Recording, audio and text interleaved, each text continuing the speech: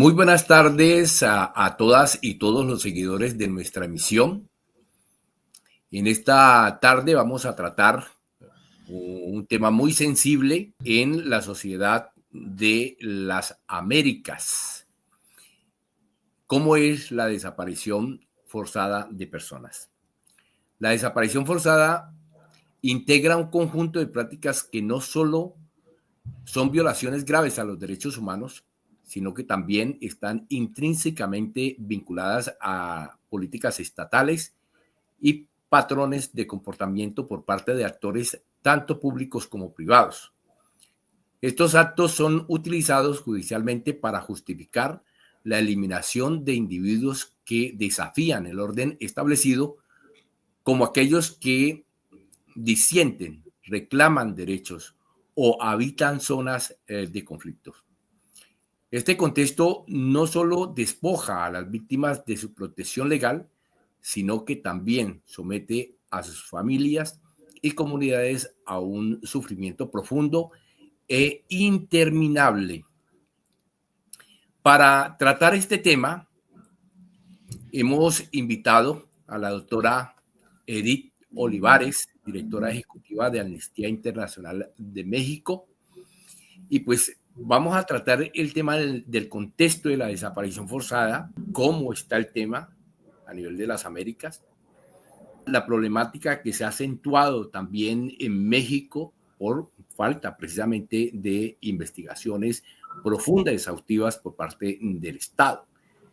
Pero también tenemos que resaltar el trabajo de las organizaciones, tanto en América Latina como en México, y también el papel importantísimo que han jugado las mujeres en esta búsqueda de sus familiares desaparecidos. Muy buenas tardes, doctora Edith Olivares. Bienvenida a nuestra emisión acá en Contraportada y también para la Radio Libre de Bruselas, Entre Amigos.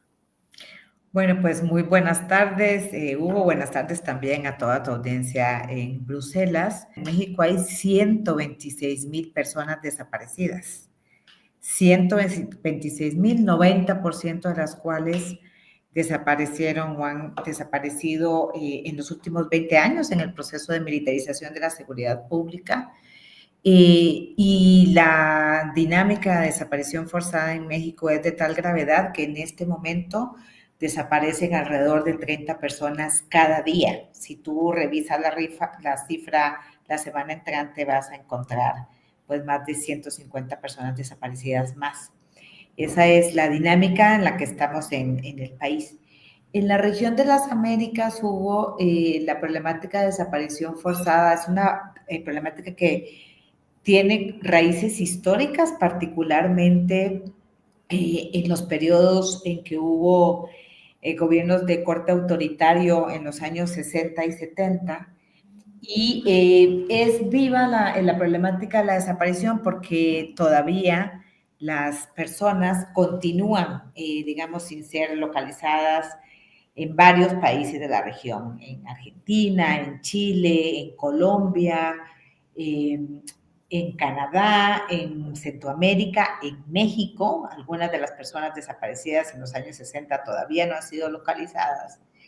Y esto provocó que en la región se diera un fenómeno que es muy general también a nivel global, y es que las personas familiares de personas desaparecidas, en particular mujeres, las madres, las hijas, las hermanas, las esposas, las abuelas de personas desaparecidas han empezado o empezaron a exigirle a los estados la búsqueda de sus familiares, la identificación de sus familiares y exigir también, por supuesto, que se investigue a quienes son responsables de la desaparición de personas. En un momento dado, pues la desaparición forzada de personas no estaba tipificada en los códigos penales.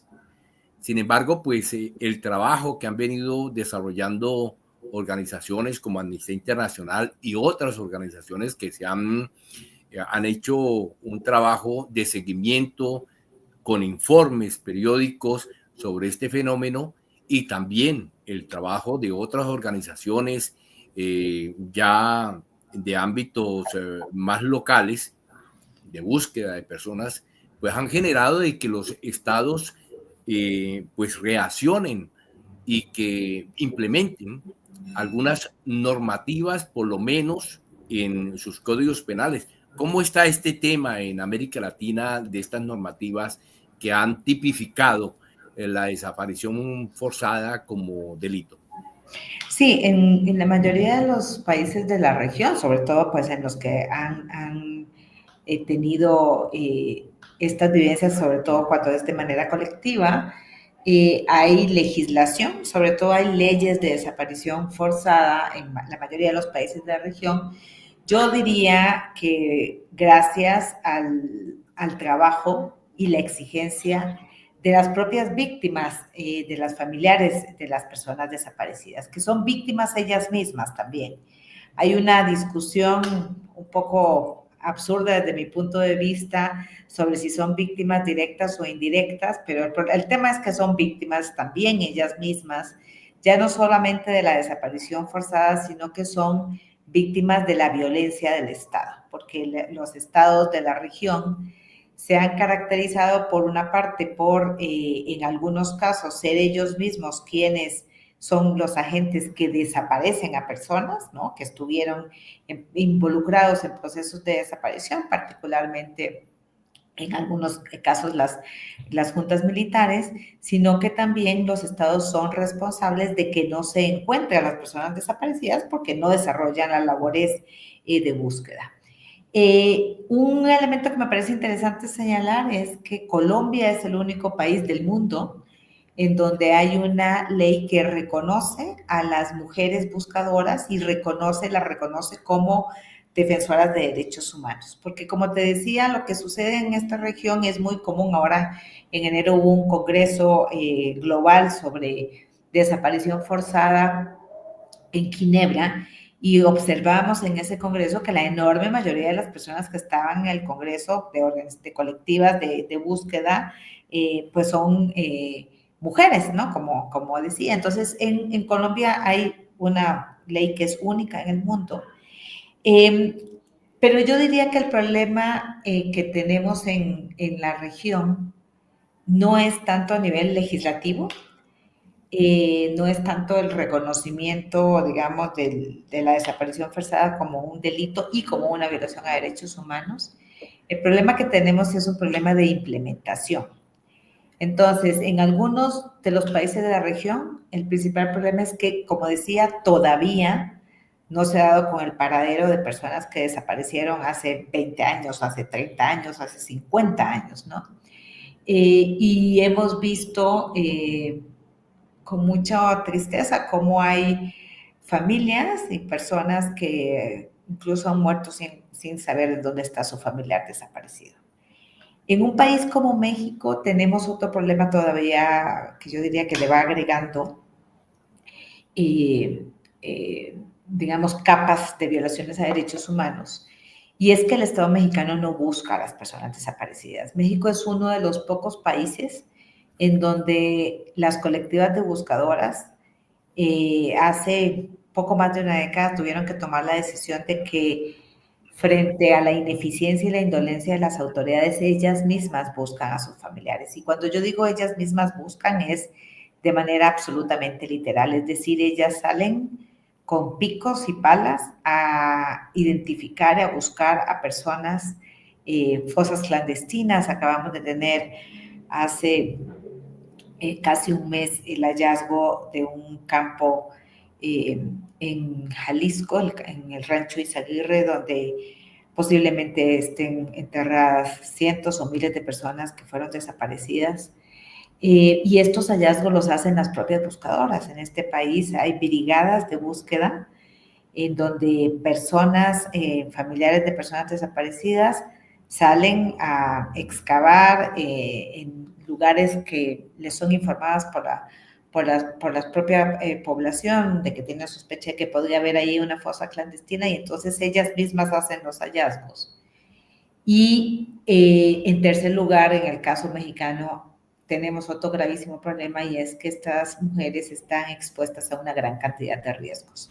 Esa labor de búsqueda las expone a riesgos que nosotras hemos documentado de Amnistía Internacional, por ejemplo, riesgos que tienen que ver con su derecho a la integridad física. En México han sido asesinadas al menos 26 personas que buscan a familiares desaparecidos. Esta semana hubo el último asesinato de una mujer buscadora justamente en el estado de Jalisco.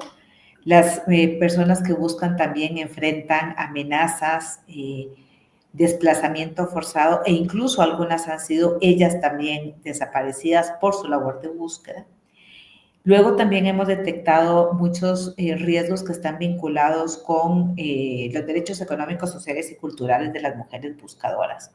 Por un lado, todo el tema del empobrecimiento. Estas son mujeres que se dedican 100% a la labor de búsqueda, sin ninguna remuneración, por supuesto, y entonces eso en algunos casos ha implicado que ellas abandonen su labor remunerada. En otros casos han implicado que incluso sus redes familiares las abandonen porque continúan en la labor de búsqueda, pero además ellas invierten sus propios recursos en la adquisición de los materiales, de los picos, de las palas, de las cámaras, de la gasolina para trasladarse, de los carros en que se trasladan, de la adquisición de la vestimenta que les permite también realizar la labor de búsqueda.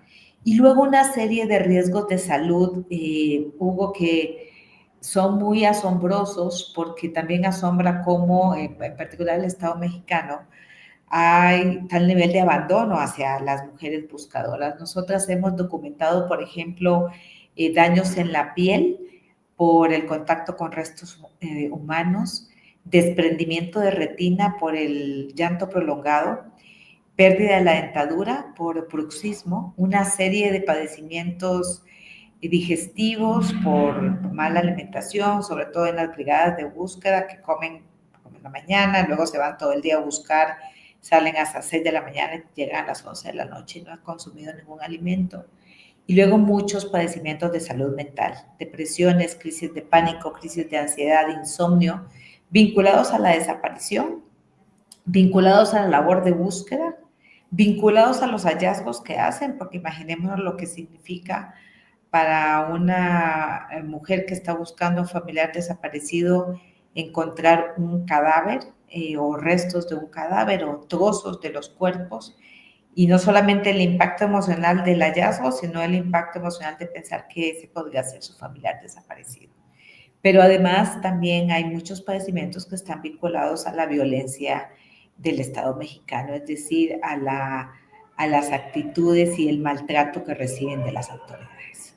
¿Cómo influye el contexto socioeconómico y cultural en la vulnerabilidad de las personas en la desaparición forzada? Bueno, sí, Hugo, ahí como que es muy claro señalar que en México en particular es muy claro que las personas que están siendo desaparecidas son personas de las periferias urbanas, personas de comunidades urbano-marginales, racializadas, no blancas, empobrecidas. Estas son las personas que son víctimas de la desaparición porque además habitan en los territorios más expuestos a la violencia, tanto a la violencia del crimen organizado como a la violencia de los militares que ya están totalmente a cargo de la seguridad pública en nuestro país. Y entonces ahí también observamos como un desdén de las autoridades hacia estas poblaciones y que además redunda también en este tema del empobrecimiento de familias que ya de por sí estaban empobrecidas.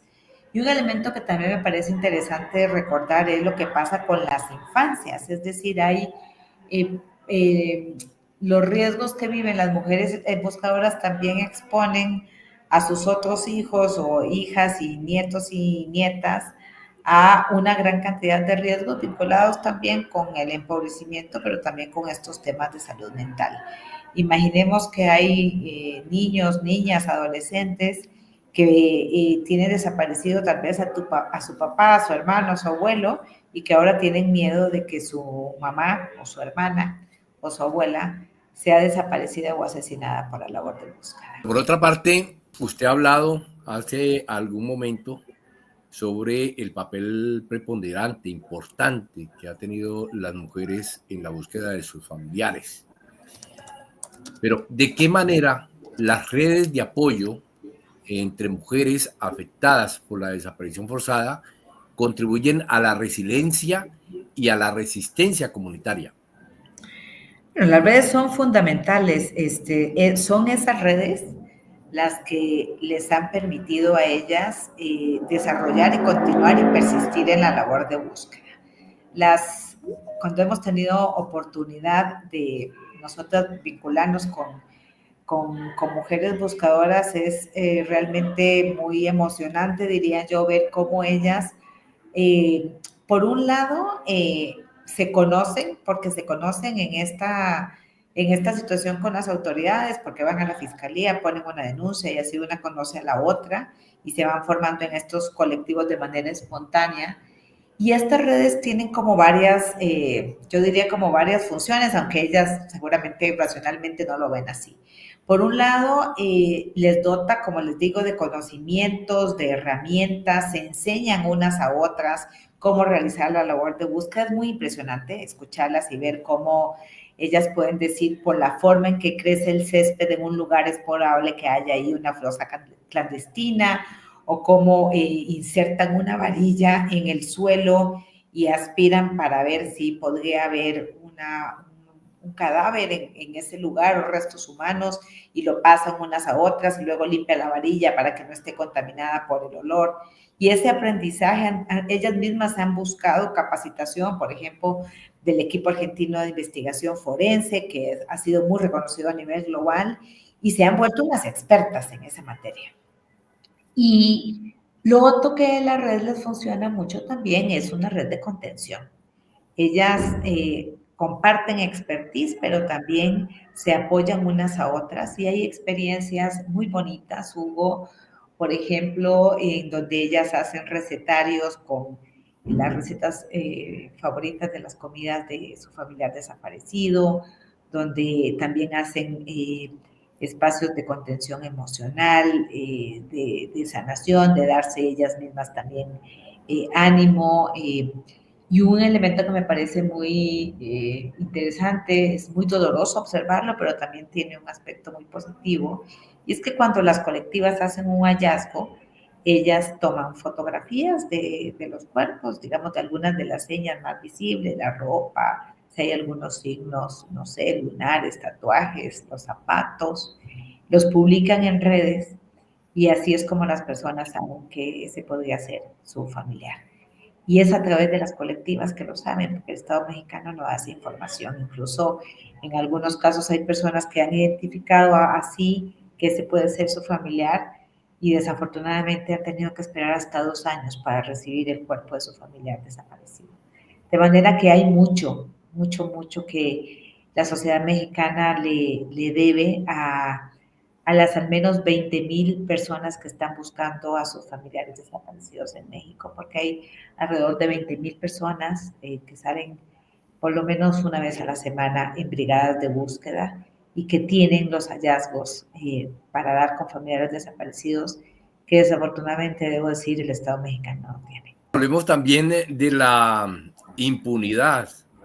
En el caso de la impunidad, ¿cómo afecta esta impunidad, en el caso de las desapariciones forzadas, al tejido social de las comunidades afectadas? Desafortunadamente el tema de la impunidad es una de las grandes heridas en México. En México más del 90% de los delitos quedan impunes. Y por supuesto que el tema de la desaparición forzada no es una excepción. Hay menos de 100 sentencias por desaparición en México cuando hay más de 126,000 personas desaparecidas en el país. Aquí no se investiga ni se sanciona la desaparición. No solo no se busca, sino que no se investiga ni se sanciona. Y tenemos una problemática muy compleja también de competencias porque las fiscalías, tanto la General de República como las fiscalías estatales, porque México es un estado federado, tienen competencia para la investigación de la desaparición, pero no para la búsqueda. Y para que las fiscalías puedan investigar, pues tiene que haber una persona que pueda ser acusada de la desaparición y las personas buscadoras no están haciendo eso, lo que están es exigiendo que se les encuentre y lo que están haciendo ellas es ellas mismas buscándoles, ¿no? Entonces, el tema de la impunidad, por supuesto que es gravísimo porque además envía un mensaje terrible a la población y a quienes puedan estar desarrollando actos de desaparición, y es que en este país no pasa nada, no va a haber ninguna sanción si una persona es desaparecida. De ahí que algunas de las experiencias en la región, por ejemplo, la experiencia que tuvo el Estado argentino de llevar a procesos judiciales a los responsables de las torturas, de las desapariciones, tiene no solo un valor simbólico, sino un valor efectivo en desestimular, obviamente, a los agentes que pudieran verse tentados de desaparecer personas. Eso en México no sucede. Y justamente esa es una de las muchas razones por las que todos los días desaparecen al menos 30 personas en este país. Podemos abordar el tema de la seguridad. ¿Cómo está la seguridad de estas personas buscadoras de los desaparecidos, para los defensores de derechos humanos, para los periodistas que denuncian estas prácticas? ¿Qué mecanismos se han implementado a nivel internacional de las Américas para esta seguridad? ¿Y cómo está el tema en México también? Porque pues en México, pues según los informes que ha sacado Amnistía Internacional, es bastante preocupante la situación.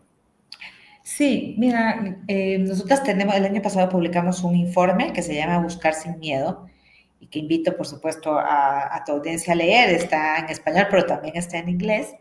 Y el informe tiene los estándares internacionales del derecho a la búsqueda y en julio próximo, por cierto, vamos a publicar un informe en México también.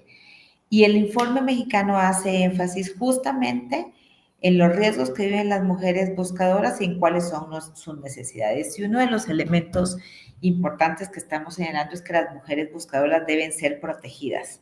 Como comentaba anteriormente, en este país las mujeres que están buscando están sometidas a una gran cantidad de riesgos que incluyen el riesgo de derechos en su integridad, ¿no? Hay, como te decía, mujeres buscadoras que han sido asesinadas, desplazadas, desaparecidas, que son cotidianamente amenazadas y el Estado mexicano no les brinda protección.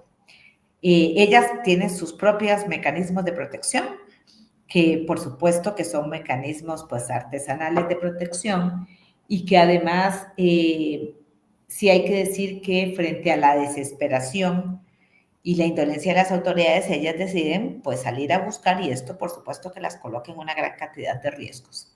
Porque además estamos hablando de mujeres que están buscando a personas que desaparecieron la semana pasada o hace 15 días, ¿no?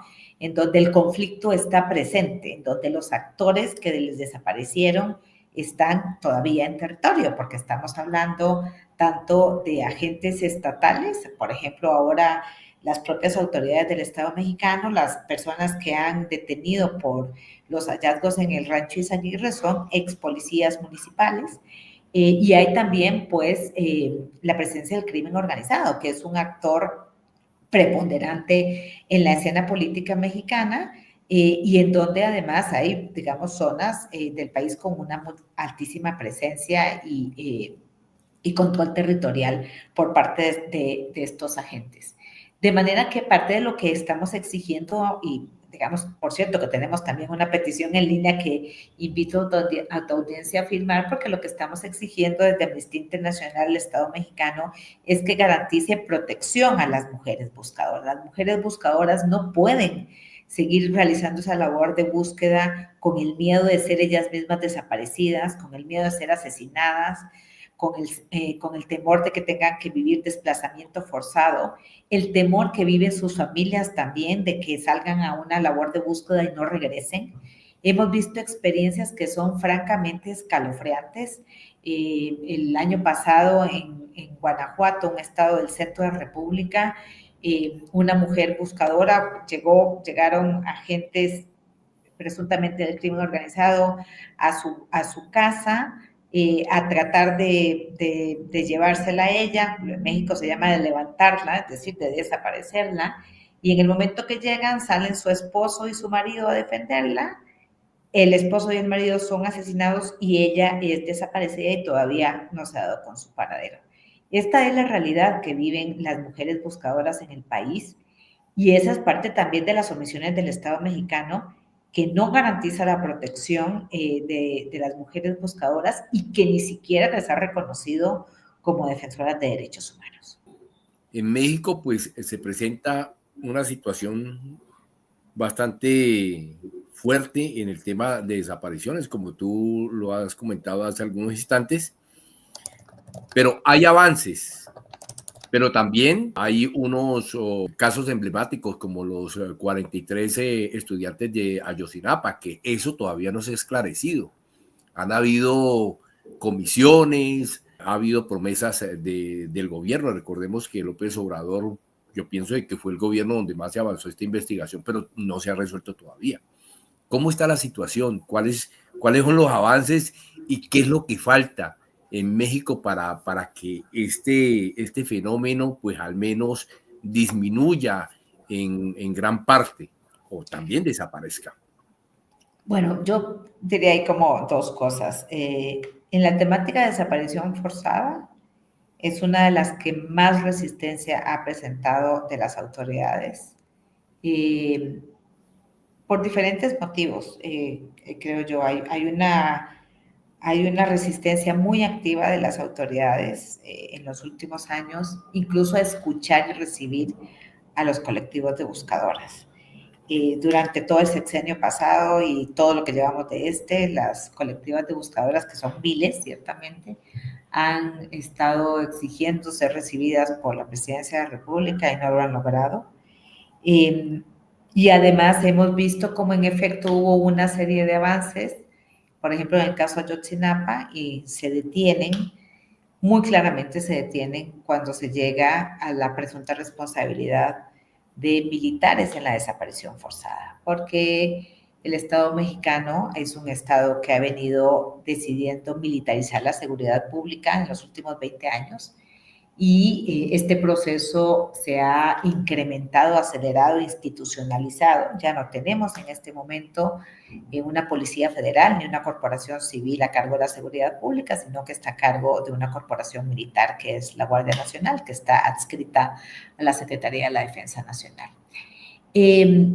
Y ese es uno, evidentemente, de los motivos de que continúen desapareciendo personas en el país, ¿no? Claramente, este vínculo entre militarización y desaparición, entre militarización y asesinatos de personas defensoras de derechos humanos, entre militarización y asesinatos de periodistas es innegable.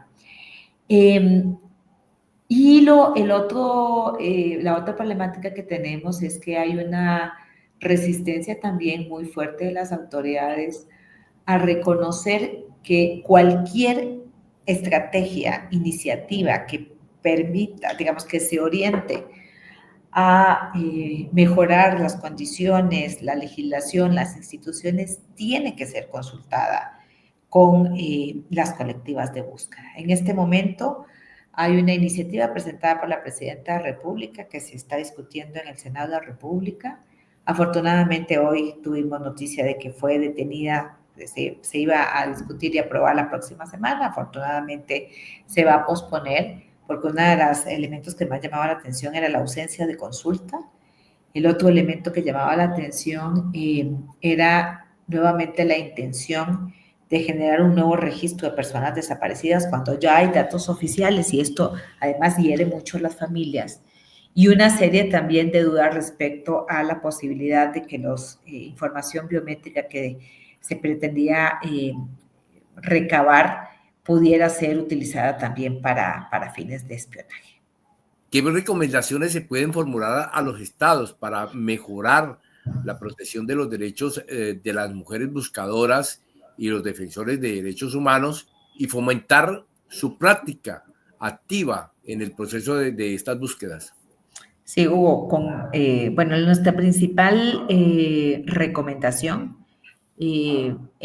a lo largo de digamos, para toda la región de las Américas, es que se reconozca a las colectivas de buscadoras, a las mujeres buscadoras como defensoras de derechos humanos y que entonces a partir de eso se desplieguen todos los mecanismos de protección que implica la defensa de derechos humanos. Y por cierto que en esto también Estamos haciendo un llamado a todos los estados de la región y al sistema interamericano para que asuma también esa petición de que ellas sean reconocidas como defensoras de derechos humanos.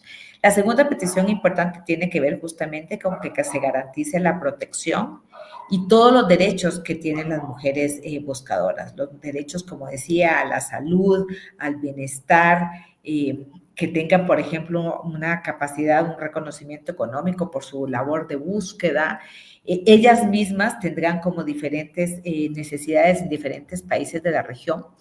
Y el otro elemento que nos parece muy importante es que se reconozca el derecho a buscar por cuenta propia. Es decir, ya está reconocido en el derecho internacional que los estados tienen la obligación de buscar. Está reconocido también que las familias tienen derecho a participar en la labor de búsqueda. Amnistía Internacional va un paso más allá y dice, ellas tienen derecho a buscar por cuenta propia. Cuando el Estado no busca, ellas tienen derecho a buscar por cuenta propia. Y es deber del Estado protegerlas cuando ellas se ven obligadas a buscar por cuenta propia. Bueno, doctora Edith Olivares, pues muchas gracias por haber concedido esta entrevista para tratar este importante y preocupante tema de la desaparición forzada en América Latina y en México. Y pues no me resta más que desearle éxitos en todas sus labores cotidianas y profesionales, y espero tenerla nuevamente en nuestra revista Contraportada, que pues recientemente la hemos inaugurado y puesto en línea. Muchísimas gracias, Hugo, y buenas tardes también. Hasta luego.